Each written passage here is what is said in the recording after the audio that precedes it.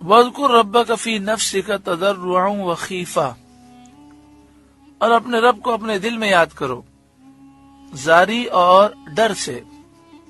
اپنے رب کو اپنے دل میں یاد کرو تضرعاً گریہ و زاری سے، وخیفہ اور ڈر سے، یعنی گریہ و زاری کرو، اپنے دل میں اللہ کا خوف رکھو اور اپنے رب کو دل میں یاد کرو. اوپر کی آیت کے بعد اس آیت کو دیکھنے سے معلوم ہوتا ہے کہ قرآن شریف سننے والے کو خاموش رہنا اور بے آواز نکالے دل میں ذکر کرنا، یعنی عظمت و جلال الہی کا استحضار لازم ہے. یعنی یہ معلوم ہوتا ہے کہ جب مقتدی نماز میں ہو تو اسے چاہیے کہ وہ امام کے پیچھے تلاوت نہ کرے، لیکن اللہ تعالی کی یاد میں اس کا دل مشغول رہنا چاہیے. اس سے امام کے پیچھے بلند یا پست آواز سے قرات کی ممانعت ثابت ہوتی ہے اور دل میں عظمت و جلال حق کا استحضار ذکر قلبی ہے. دل میں اللہ تعالیٰ کی محبت، اللہ تعالیٰ کی عظمت کو حاضر کرنا، یہ دل کا ذکر ہے. دوسری بات یہ کہ ذکر بالجہر ہو یا ذکر بالاخفاء، دونوں ثابت ہے اور دونوں جائز ہے. بلند آواز سے بھی ذکر کیا جا سکتا ہے اور آہستہ بھی کیا جا سکتا ہے. جس شخص کو جس قسم کے ذکر میں ذوق و شوق کامل حاصل ہو، اخلاص کامل نصیب ہو، اس کے لیے وہی افضل ہے.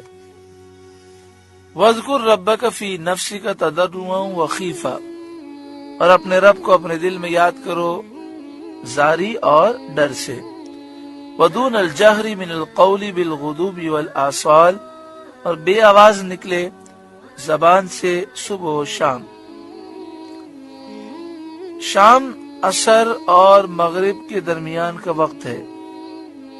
ان دونوں وقتوں میں ذکر افضل ہے، چونکہ نماز فجر کے بعد طلوع آفتاب تک اور اسی طرح نماز عصر کے بعد غروب تک نماز ممنوع ہے. اس لیے ان وقتوں میں ذکر مستحب ہوا تاکہ بندے کے تمام اوقات قربت و عبادت میں مشغول رہیں. مطلب یہ ہے کہ فجر کی نماز کا وقت ہو جائے تو صبح صادق سے لے کر سورج نکلنے تک 2 رکعت سنت پڑھیں گے اور 2 رکعت فرض. اس کے علاوہ نوافل پڑھنا منع ہے. اسی طرح عصر کی نماز پڑھ لی تو عصر کی نماز کے بعد سے لے کر مغرب تک نوافل پڑھنا منع ہے. ان دونوں اوقات میں ذکر کرنا مستحب ہے تاکہ بندے کے تمام اوقات قربت میں اور عبادت میں مشغول رہیں. وَلَا تَكُن مِّنَ الْغَافِلِينَ، اور غافلوں میں نہ ہونا. إِنَّ الَّذِينَ عِندَ رَبِّكَ لَا يَسْتَكْبِرُونَ عَنْ عِبَادَتِهِ، بے شک وہ جو تیرے رب کے پاس ہیں اس کی عبادت سے تکبر نہیں کرتے. یعنی جو فرشتے مقرب فرشتے ہیں وہ اللہ تعالیٰ کی عبادت کرنے سے تکبر نہیں کرتے، عاجزی کرتے ہوئے خوب عبادت کرتے ہیں. وَيُسَبِّحُونَهُ، اور اس کی پاکی بولتے ہیں.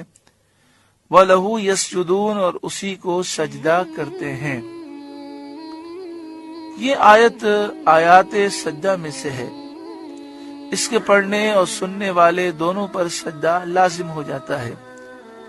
مسلم شریف کی حدیث میں ہے جب آدمی آیت سجدہ پڑھ کر سجدہ کرتا ہے تو شیطان روتا ہے اور کہتا ہے افسوس، بنی آدم کو سجدے کا حکم دیا گیا، وہ سجدہ کر کے جنتی ہوا، اور مجھے سجدے کا حکم دیا گیا تو میں انکار کر کے جہنمی ہو گیا.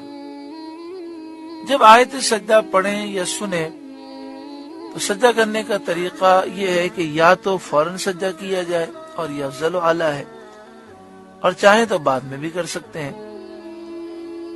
سجدہ کرنے کا طریقہ یہ ہے کہ وضو ہونا ضروری ہے، قبلے کی طرف منہ کرنا ضروری ہے، نیت ہونا ضروری ہے. اللہ اکبر کہتے ہوئے سجدے میں جائیں گے.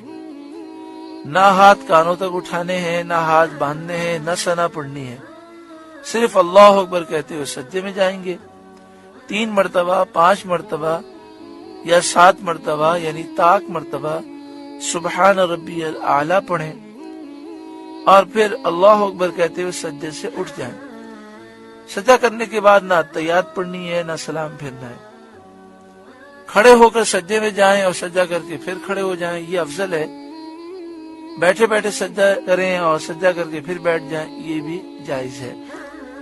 ایک سے زائد اگر سجدے کرنے ہوں، مثلا کسی کو 3 سجدے کرنے ہیں، تو کھڑے ہو کر سجدے میں جائے، پھر سجدہ کر کے کھڑا ہو جائے، پھر دوبارہ سجدے میں جائے، پھر سجدہ کر کے کھڑا ہو جائے، اس طرح 3 سجدے کر لے۔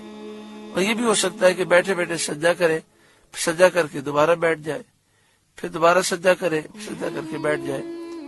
تو یہ دونوں طریقے درست ہیں، لیکن یہ مسئلہ یاد رکھیے گا کہ جو ریکارڈنگ ہوتی ہے تو ریکارڈنگ سننے سے سجدہ لازم نہیں ہوتا۔ اللہ تبارک و تعالی ہم پر خاص فضل و کرم فرمائے۔ سورہ اعراف مکمل ہوئی، اس کا 24واں رکوع مکمل ہوا۔ اللہ تعالیٰ اس سورہ مبارکہ کے نور سے ہمارے قلوب کو روشن فرمائے، ہماری ساری بیماریاں، ساری برائیاں، سارے عیوب دور فرمائے،